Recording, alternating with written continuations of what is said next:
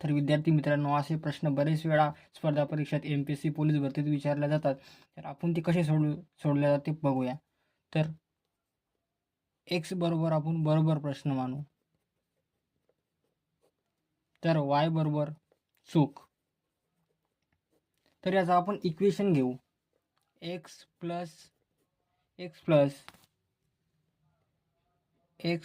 y is equal to एकूण गुण म्हणजे 30 गुण, याच्या खाली प्लसमधून घ्यायचं.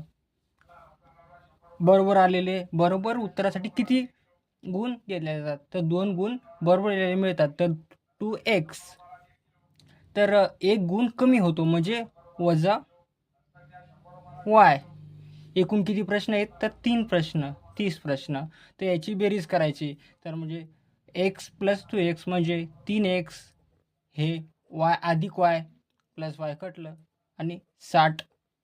पर x बरोबर 60 भागिले 3. तर x बरोबर 3 दोन्ही 6 तर 20. तर बरोबर उत्तरासाठी तर बरोबर आपण 20 प्रश्न सोडवले. जर चूक त्यांनी प्रश्न विचारले, चूक प्रश्न जर विचारले, तर हे इक्वेशन वरमध्ये ठेवून वायची किंमत काढावी. तर ती कशी? एकची किंमत आली 20 plus y is equal to 30. तर वाय बरोबर 30 वजा 20, वाय बरोबर 10. म्हणजे हे चूक आणि हे बरोबर आलेले.